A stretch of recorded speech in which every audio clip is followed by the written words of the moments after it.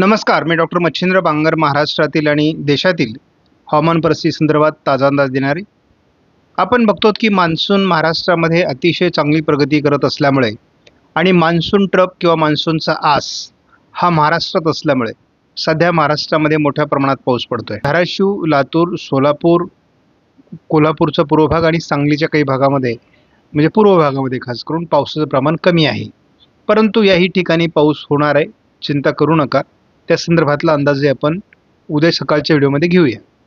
आत्ता सध्या आपण बघतो की महाराष्ट्रामध्ये अतिशय उत्तम अशा प्रकारचं पावसाळी वातावरण तयार झालेलं आहे आणि सर्वात महत्त्वाची गोष्ट म्हणजे सह्याद्रीच्या पर्वतरांगांवर, घाटमाथ्यावर सध्या संततधार पावसाला सुरुवात झालेली आहे आणि अरबी समुद्राच्या दिशेने अतिशय उत्तम अशा प्रकारचं पावसाळी वातावरण आहे. बंगालच्या उपसागरामध्ये अतिशय उत्तम अशा प्रकारचं वातावरण आहे. मान्सून ट्रप चांगल्या पद्धतीने प्रगती करते, त्यामुळे एकूणच अतिशय सकारात्मक वातावरण तयार झालेलं आहे. सध्या आपण बघतो की कोणत्या विभागात काय परिस्थिती आहे. विदर्भामध्ये 70% घट आहे, मराठवाड्यामध्ये 76% घट आहे, मध्य महाराष्ट्र, पश्चिम महाराष्ट्र, उत्तर महाराष्ट्रामध्ये 79% घट आहे, तर कोकणामध्ये 75% घट आहे. आणि ही घट आता आपल्याला या 8 दिवसामध्ये म्हणजे ही जूनची घट आहे आणि 30 जूनपर्यंत चित्र पूर्णपणे पालटलेलं असेल. आज मान्सूनने मोठ्या प्रमाणात प्रगती केली असून संपूर्ण कोकण, छत्रपती संभाजीनगर, जालना, वाशिम, हिंगोली, वर्धा, यवतमाळ, चंद्रपूर, गडचिरोली या जिल्ह्यांमध्ये मान्सून पोहोचला आहे. त्याचबरोबर छत्तीसगडचा बहुतांश भाग, राहिलेला ओरिसाचा भाग, त्यानंतर झारखंड, बिहार या राज्यांमध्ये देखील राहिलेल्या भागामध्ये त्यांनी प्रगती केली आहे. या ठिकाणी आपण बघतो छत्रपती संभाजीनगरच्या काही भागामध्ये ढगफुटी सदृश्य पाऊस झालेला आहे. जालन्याच्या काही भागात देखील आपल्याला आज ओढे नाले प्रवाहित झालेले बघायला मिळाले. ढगफुटी सदृश्य झालेल्या पावसामुळे शेतातून बाहेर पडलेलं पाणी कशा पद्धतीने झेपावतं हे आपण या ठिकाणी बघतो. अनेक ठिकाणी ओढ्या, नदी नाल्यांना पूर आलेला आहे. बऱ्याच ठिकाणी महाराष्ट्रामध्ये संततधार पाऊस आज होता. काही ठिकाणी ढगफुटी सदृश्य, काही ठिकाणी जोरदार पाऊस आपल्याला बघायला मिळाला. मान्सून सक्रिय झालेला आहे, त्यामुळे आपल्याला त्याविषयी फार दिशा बघण्याची गरज नाही वाऱ्यांची. आपण या ठिकाणी बघतो की महाराष्ट्राच्या बहुतांश भागामध्ये उद्या पावसाळी वातावरण दाखवण्यात आले, जे 2 दिवसापूर्वी दाखवलं जात नव्हतं. JFS मॅडमकडून केवळ ECMWF मॉडेल हे दाखवत होतं. म्हणजे हा मॉडेलमधला एरर कशा पद्धतीने बदलतो हे आपल्या लक्षात येईल. तारखेला सुद्धा बघू शकतो की कोकण किनारपट्टीला एक जबरदस्त वातावरण तयार होण्याचे संकेत गोव्याच्या दरम्यान एक दाखवण्यात आलेले आहेत. त्यामुळे होऊ शकतं की कोकणात अतिवृष्टीचे प्रसंग काही ठिकाणी निर्माण होऊ शकतात. महाराष्ट्रात पावसाचा जो आढावा आहे तो कायम आहे आणि आपण या ठिकाणी तीच परिस्थिती 26 तारखेलाही बघतो. म्हणजे आता पावसाचा अंदाजच नसलेल्या मॉडेलने मात्र आता सातत्याने पावसाचं अंदाज महाराष्ट्रामध्ये दिलेला आहे आणि कोकण किनारपट्टीला त्यात सर्वाधिक पावसाची शक्यता देखील वर्तवलेली आहे. हा 3 दिवसाचा अंदाज आहे. आपण JFSचा अंदाज बघितलेला आहे. आता आपल्याला अंदाज बघायचा आहे तो ECMWF मॉडेलचा आणि ECMWF मॉडेलमध्ये सुद्धा तोच अंदाज दिलेला आहे जो JFSने दाखवलेला आहे आणि हे साम्य पहिल्यांदा तयार झाले. आपल्याला कोकण किनारपट्टीला पुन्हा अतिवृष्टीची शक्यता दाखवण्यात आलेली आहे. मुंबईपासून तर जवळपास ही गोव्यापर्यंत आहे. शिवाय आपल्याला महाराष्ट्रामध्ये मराठवाडा विभागामध्ये आणि विदर्भात देखील मोठं पावसाळी क्षेत्र राहील.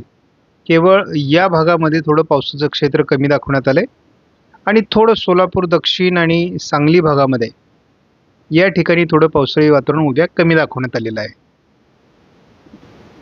आता 25 तारखेला 25 तारखेला ECMWF मॉडेल काय दाखवतं? मुंबईसहित या भागामध्ये पाऊस कमी होईल आणि एक कमी दाबाचं क्षेत्र या ठिकाणी विकसित होण्याची शक्यता आहे. ते स्थानिक स्वरूपाचं असू शकतं आणि याही ठिकाणी एक कमी दाबाचं क्षेत्र हलक्या स्वरूपात असणार आहे. आता 26 तारखेला काय दाखवलंय, तर नांदेड, लातूर आणि सोलापूरच्या काही भागामध्ये, खास करून अहिल्यानगरपर्यंत, बीडपर्यंत, म्हणजे हा कुठला भाग आला, जवळजवळ संपूर्ण विदर्भ आणि पूर्व मराठवाडा या भागामध्ये हे आहे. केवळ छत्रपती संभाजीनगरच्या उत्तरेकडे जळगाव, नंदुरबार, धुळे, नाशिक, अहिल्यानगर पश्चिम, पुणे, सातारा, कोल्हापूर, सांगली या भागात पाऊस असणार नाही. बाकी ठिकाणी पाऊस असणार आहे आणि हळूहळू आता कोकण किनारपट्टीला पुन्हा पाऊस वाढायला लागेल. हा केवळ 3 दिवसाचा अंदाज आहे. उद्याच्या सकाळच्या व्हिडिओमध्ये आपण पुन्हा 10 दिवसाचा अंदाज घेणार आहोत. अंदाजाच्या शेवटी मी सारांश देणार आहे, त्यामुळे तोही अंदाज बघायचा आहे. आपण या ठिकाणी बघतो की कशा पद्धतीने वातावरण तयार होत आहे. उद्या 24 तारखेला या मॉडेलने मराठवाड्यामध्ये पावसाचं प्रमाण वाढेल. थोडं विदर्भात आणि उत्तर महाराष्ट्रात पावसाचं प्रमाण दाखवलं आहे, परंतु या मॉडेलने जो गॅप यापूर्वी दाखवला जात होता तो या ठिकाणी दाखवलेला नाही आहे. आपण जर थोडं 25 तारखेपर्यंत हे सरकवलं तरी मराठवाड्यामध्ये आणि कोकणामध्ये हा प्रभाव आहे. 26 तारखेला याच ठिकाणी हा प्रभाव आहे. ज्या मराठवाड्यामध्ये दुष्काळाची भीती दाखवली जात होती, त्याच विदर्भ मराठवाड्यामध्ये उत्तम पावसाचे संकेत पुढील 3 दिवस आहेत. कोकणामध्ये पावसाची मोठी घट नोंदली गेली असली तरी पावसाची घट भरून काढण्याची क्षमता असलेला पाऊस या दोन्ही विभागामध्ये होतोय, त्यामुळे चिंता असू नये. सह्याद्रीच्या घाट माथ्यावर देखील जरी झडीचं वातावरण असलं तरी उत्तम पाऊस होणार आहे आणि एकूणच महाराष्ट्रामध्ये बऱ्याच विभागात झडीचं वातावरण असू शकतं. सध्या मॉडेलने रत्नागिरी, सिंधुदुर्ग आणि रायगड अगदी मुंबईपर्यंत मोठं पावसाळी क्षेत्र आता सध्या दाखवलेलं आहे.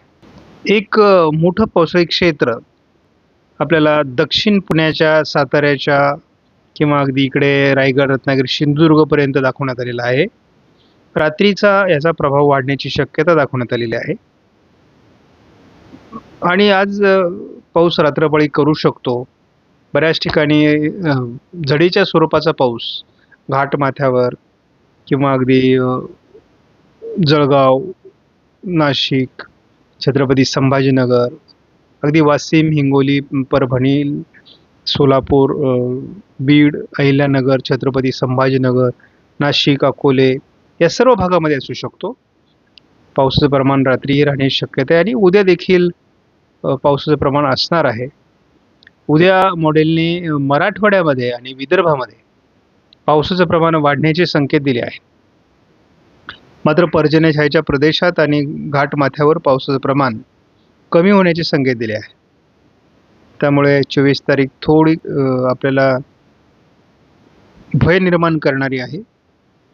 आपण बघतो तो विदर्भ मराठवाड्यामध्ये काही भागात चांगला पाऊस 25 तारखेला देखील होईल, परंतु थोडं कोकण किनारपट्टीचं वातावरण हे हलकंसं म्हणजे बऱ्याच अंशाने कमी होत आहे. आता हे या मॉडेलने दाखवलं आहे, आपण बघूयात पुढे 26 तारखेला काही सुधारणा होते का. तर 26 तारखेला देखील हे वातावरण कमजोरच दाखवण्यात आलेलं आहे. म्हणजे 24, 25 आणि 26 हे महाराष्ट्रामध्ये कमी पावसाचा कालावधी असू शकतो असा अंदाज आहे. बाकी अंदाज आपण सविस्तर उद्या सकाळच्या व्हिडिओमध्ये बघणारच आहोत. आता आपण या ठिकाणी बघतो की सध्या मग पाऊस पुढील 3 दिवसामध्ये पावसाचा जोर कोणत्या विभागात राहील. काही प्रमाणामध्ये या ठिकाणी पावसाळी प्रमाण राहील असा प्राथमिक अंदाज आहे आणि दुसरा अंदाज या ठिकाणी घाटमाथ्यावरही पावसाचं प्रमाण राहील. साधारणपणे हा एक अंदाज आहे. त्यानंतर आपण बघतो की वातावरणात थोडा सकारात्मक बदल या विभागात सातत्याने आपल्याला बघायला मिळतोय आणि पुढे या विभागात देखील पाऊस असणार आहे. थोडं काही प्रमाणात या विभागातही पावसाची प्रमाण पुढील 3 दिवसात वाढण्याची शक्यता आहे. म्हणजे अजूनही पावसाचं वातावरण संपलेलं नाही. मान्सून ट्रफ ही उत्तरेला सरकलेली आहे आणि त्यामुळे महाराष्ट्राच्या उत्तरेकडून म्हणजे या भागामध्ये या सर्व भागात मान्सून येणं बाकी आहे. या भागात त्यामुळे पावसाळी ॲक्टिव्हिटीज असण्याची शक्यता आहे. मॉडेलमध्ये पावसाचं प्रमाण कमी अधिक दाखवलं जात असलं तरी देखील महाराष्ट्रात पाऊस चालू राहणार आहे. आपणास व्हिडिओमधील माहिती महत्त्वपूर्ण वाटल्यास लाईक करा, शेअर करा, चॅनलला सबस्क्राईब करा. धन्यवाद. जय हिंद, जय महाराष्ट्र, जय बळीराजा.